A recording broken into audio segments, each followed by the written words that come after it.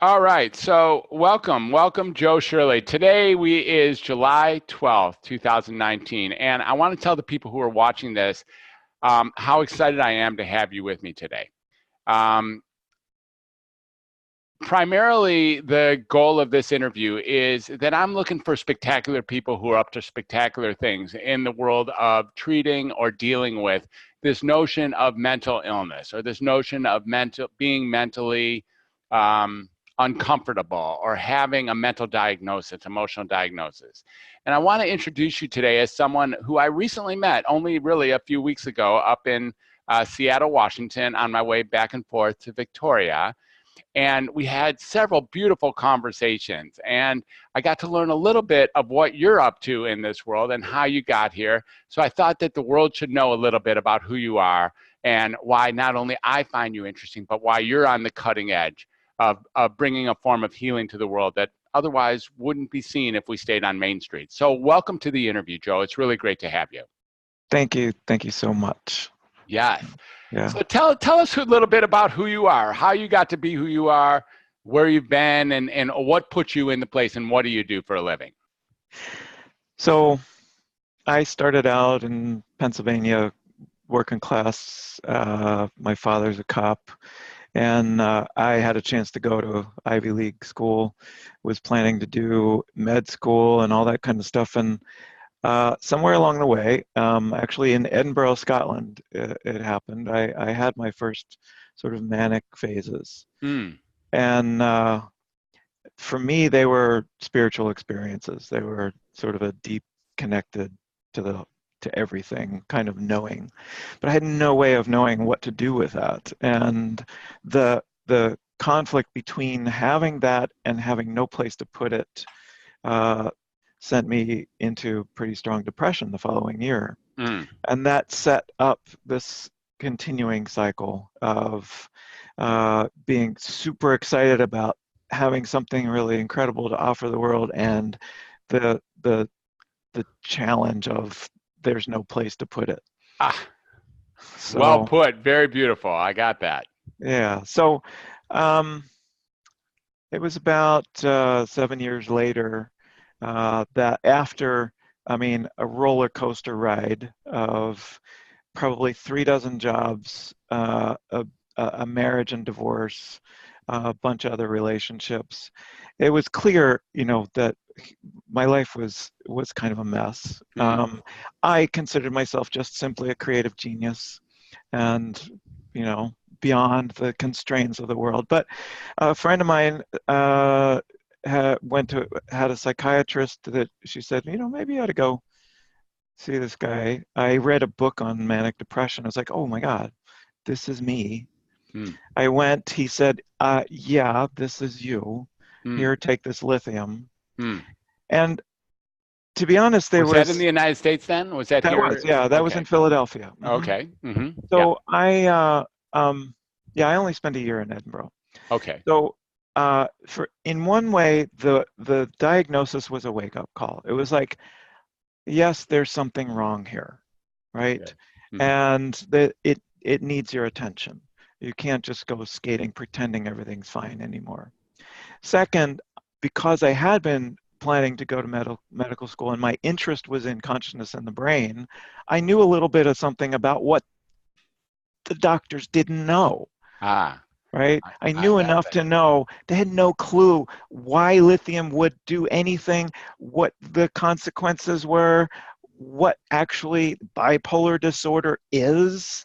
It's just basically a description of patterns of people's experience. Right. So it's like, okay, I'm not going to assign my life away to a lifetime of medication based on that. And um, I dug in through, I trained in something called NLP, Yeah. neuro-linguistic programming, Hmm. um, which is fascinating. I could say a lot about that. Yes. But a piece of that, a small piece of that, turned into 7 years later, a little experiment that I did with myself around my depression that enabled me to shift the feeling of depression rather dramatically and instantaneously Mm. in a way that was completely unexpected to me. Hmm.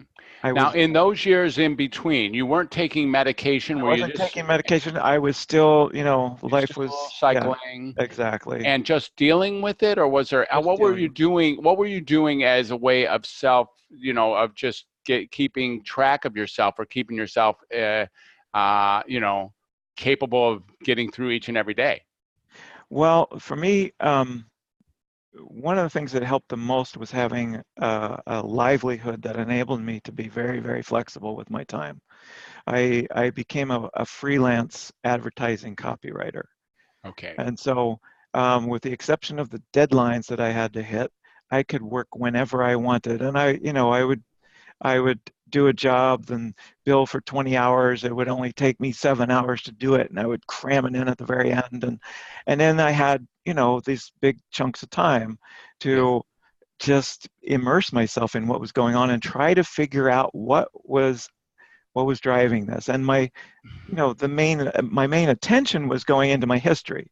And I had plenty of history to look at as the blame, stuff with my father in particular. Um, but the work that I was doing, I did try therapy for a little while. Um, I was doing a lot of the NLP stuff and self-hypnosis and journaling, and the stuff that I was doing, it felt like it was gradually clawing myself out of the cave, Mm-hmm. but it was very slow going. Mm-hmm. Mm-hmm. And during that time, were you doing some of the things that we now think are stabilizing? I'm sure you were eating well, exercising, Yeah, finding yourself in nature, those kinds of things. absolutely. Yeah, Yes. Yeah. yeah. And what kind of affected? So when you were doing the more classical things, because I think in a moment here we're going to hear what you really discovered for Mhm. yourself. Mhm. But when you were doing some of the therapies or some of the NLP or some of the, I suppose, were you doing maybe even some mindfulness, some meditation, and some creativity? Are you saying that it was maybe getting better gradually, or maybe you were finding some hope to clawing yourself out of the hole? Is Yeah. that Yeah. right? Even before you discovered what it is you're about to tell us about. Yeah. Yeah. Yeah. For example, um, like one of my patterns, I mean, bipolar disorder is kind of a really simplification. I was a mess in lots of ways. So one of my patterns was getting drawn into relationships with married women who were married to uh, what I perceived as jerks, people like Mm, my father. And I mm. would get involved with them, and they would leave their husband for me, and then I would leave them eventually. Wow. Yeah, Hmm. it was Wow. horrible. So when I turned 35, I said, okay, I'm taking a year. I am not so much as going on any kind of a date or anything with Hmm. anybody. I'm just going to watch the impulse. And the impulse was there. It was strong. There was this one woman that was friends with. It was the classic shape of that, what would attract me. I said no constantly. It was a mindfulness sort of, Hmm. I see this, I'm not acting on it. I'm going to just sit with it, be with it, pay attention to it, see if I can find out what's driving it. Hmm.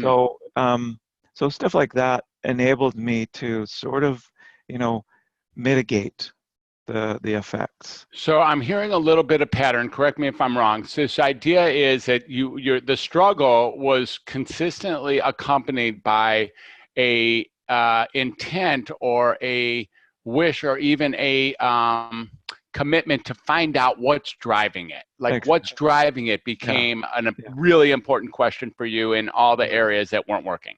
Right, right. Yeah, around the time when I got diagnosed, around the time when I was staring at that lithium bottle every day before I threw it out, I had a sort of an inner intuition, a felt sense of there's a it's almost like clockwork. There's something that is predictable about these cycles Mm, that has to do with my inner process. And mm, if I can just get to that and redirect it, I could stop this I thing. see.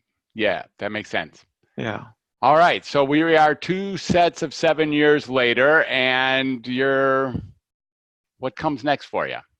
So I'm in Montana, and that was a great get away from Philadelphia. I sort of pulled a geographic. That was another strategy. Okay, everything's bad in Philadelphia. Maybe if I go out west, it'll get better. Right. Didn't work very well. Yeah, wherever you go, It then. took me just, like 2 weeks before I was involved with a married woman. Oh, really? Yeah, Okay. yeah, yeah. So that sort of They thing. have those in Montana as They well, do, then. damn it. Yeah. And it had nothing to do with geography. It was me. Yeah, yeah. So yeah, that was an inescapable realization there. Hmm. Um, but the day that I discovered the little piece that it led to my work, um, there was a sense of depression that felt like gravity pulling down on my heart. That's what it felt like. Hmm. And I just asked the question of myself, what would happen if the gravity was pulling up instead? Wow. What would that be like? And I tried it on, and it just it transformed. It changed drastically and immediately and shocked the hell out of me, so much so that um, I took like 7 steps back, Yeah. because I had put so much effort into trying to figure out, okay, there's stuff in my history that creates my experiences here, and it's all in my brain and all the rest of it. The idea that I could shift it like that Hmm. instantaneously meant all that effort was for nothing. That's Mm. how I interpreted it, Sure. right? I wasn't willing to take that on, you Right. know, to invalidate my hard work. Right. Right. So it took me a few weeks So before tell me a little bit about this gravity pulling up. What is that? What is that? Give us a little bit of an idea. Gravity. I think we all have gravity as a downward pulling force. What does that mean so to gravity pull up? well, gravity just doesn't, in the sense of there's an experience in my heart area Hmm. of a downward pull, as if there's a downward pull specifically attached to that area of my body, right? Yes. And then the question is, what if that is pulling attached to the same place but pulling up instead? Okay. All All right. right. So it's Yes. not really about gravity. It's I a understand. localized force that was just in my being. Okay. Okay. Let's continue. Let's hear All where right. this goes. So so it felt like there's something important here. At first I thought, my God, I could anytime I feel bad, just change it. Let's figure out how to do this. So I developed a whole series of questions that unpacked the felt experience of a feeling state. That first one had location and a kind of force attached to it. I also added, more specifically, size and shape to the location, uh, temperature, color, substance quality, whether it seems like a solid, liquid, gas, light, energy, something else, movement, and sound. Hmm. And so as I added these other dimensions and inquired into a feeling just by asking the question, if and using some of the hypnotic language that I had learned. So a standard question would be like, if you were to say that this feeling of, let's say it was depression, had qualities of substance, would you say it seems more like a solid, a liquid, a gas, etc.? Hmm. Um, and so sometimes providing the choices for the mind to say, no, not that, no, not, oh yeah, that, Ah. right? Hmm. And always providing the flexibility of, you're just making this up, basically. If you were to say it was this, what would you say? We're not saying that you are saying that it is that, Hmm. right? We're not locking you into this is reality. This isn't reality. Hmm. This is you using the imaginative part of your brain to access something that's nebulous and formless. Okay. And what do you get back when you do that? Okay. All Now right. you're talking about a general range of something I think I've heard you call feelings. Is this Yes. Yeah. more than body sensations or more than emotions? We're really looking at the world of feelings. Is that Yeah. correct? The realm of Yes. feelings. Okay. Exactly. Yeah. So, Okay. and that realm, as I went into this, um, I started to discover some really weird things, like feelings that were extended outside the body. Mm. Okay, so if it's in the space, then it occupies like out 6 inches from the body, or it's above the head, or something like that. Well, what does that say about our ideas about feeling and emotion being sort of statuses of physical embodiment, right? Yes. Okay. Yes. I also started to notice that, I would ask these questions about a feeling state, and I notice, oh, wait a second, this block here that's at the front of my chest, it's pushing against my chest. What's behind it? Oh my gosh, there's a red fire, a flame behind it that's Mm. being shut down by this block. So Mm. I started to recognize that there are dynamic interrelationships between these different feeling entities. And with these questions, it's almost like feeling is something that, if you were to compare it to other parts of the body, let's say bones dissolved as soon as you died. How would you study bones? Well, if you didn't have an X-ray, it would be really tough, right? Right. People learned about bones from dead people. So what happens with feeling, we don't have a way of dissecting it. We don't have Right. a way of examining it. Right. So what this gives you is that X-ray. So you get to see, okay, what is this living feeling entity here? And what are its qualities? And it shows up really tangibly and precisely.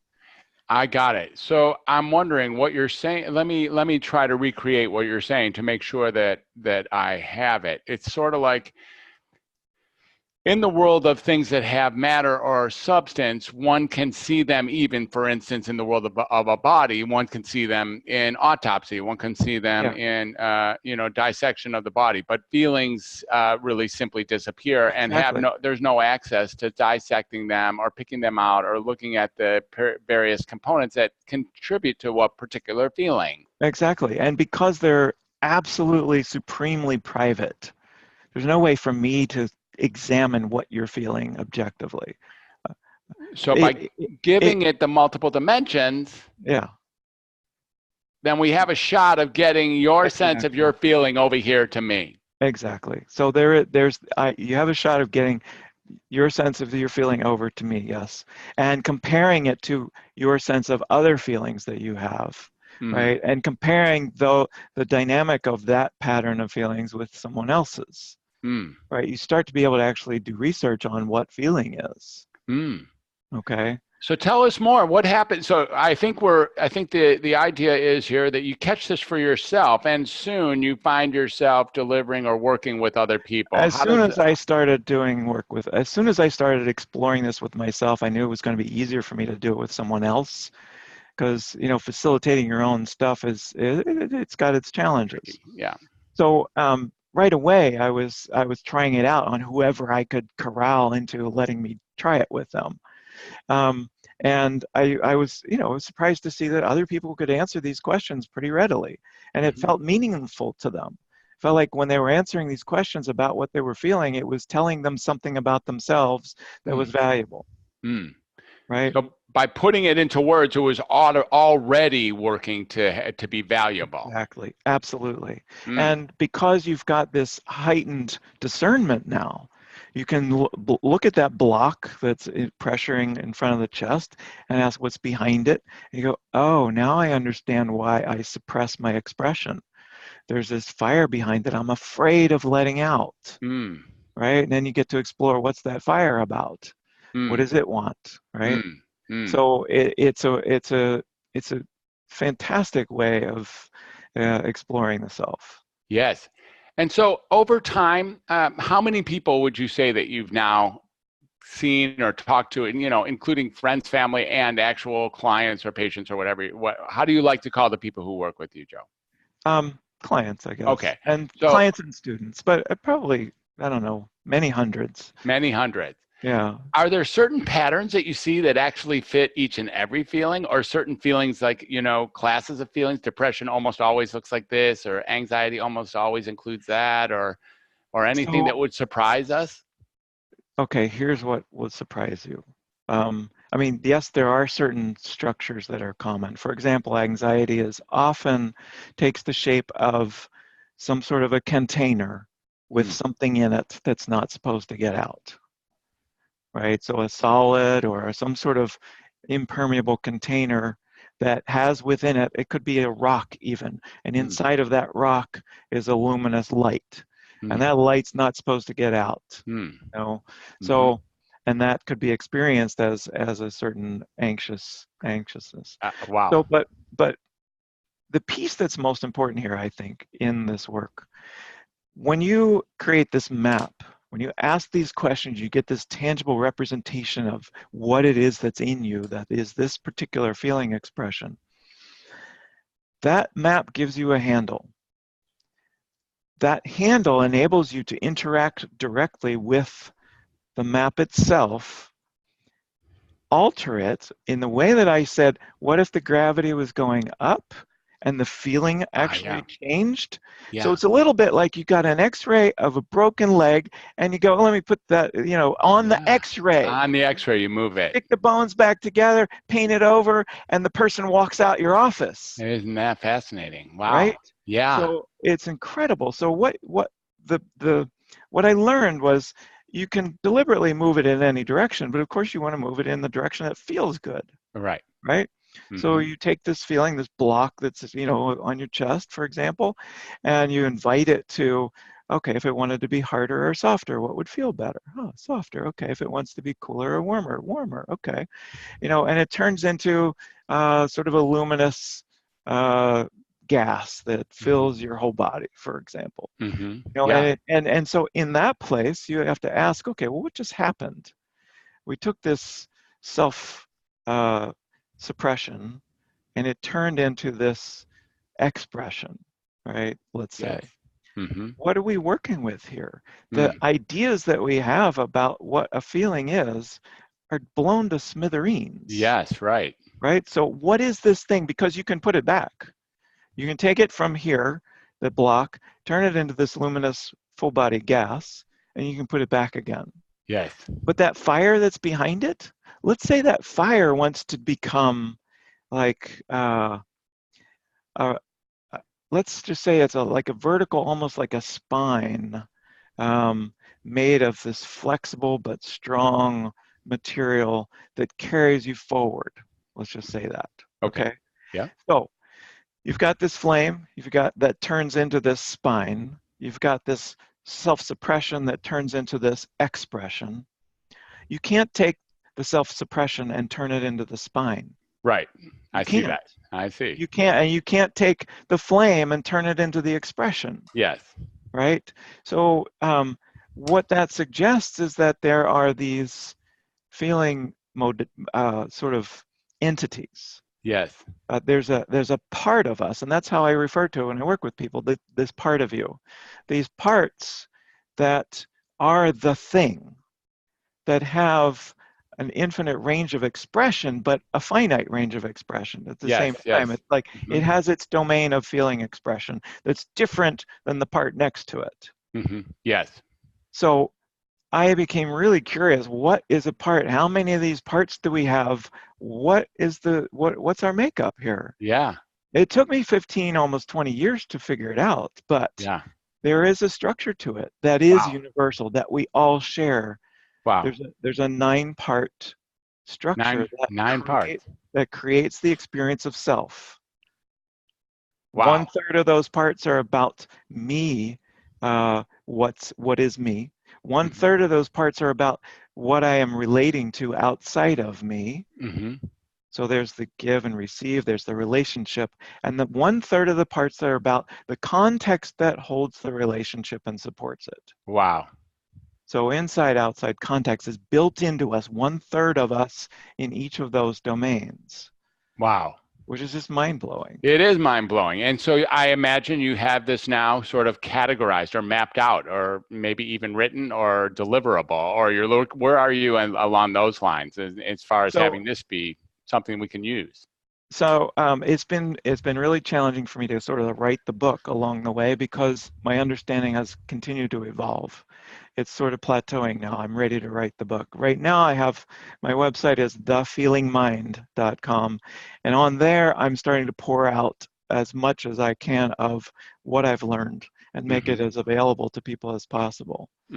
Yeah. So if someone wanted to get a hold of you, if someone wanted to learn a little bit more of you, Yeah, thefeelingmind.com would be where to go. Is that that's correct? exactly right. Yep. Okay. Yeah. Beautiful. Awesome.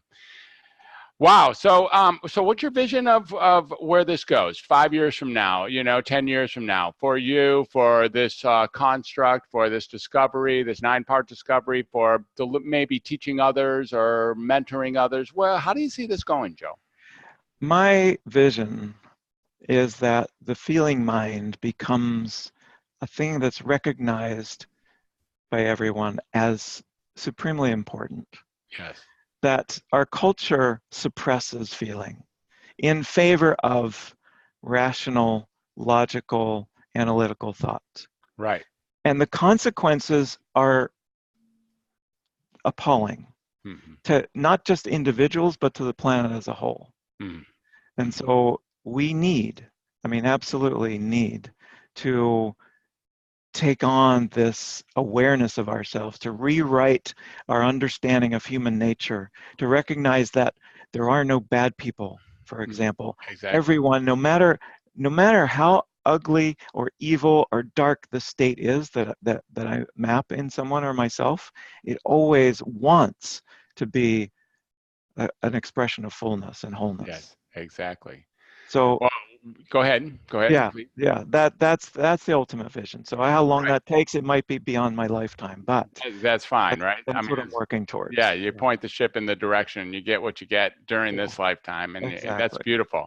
And that's aligned a lot with what I'm up to, which is basically how we began our robust discussion back when we started just a few weeks ago. Yes, exactly.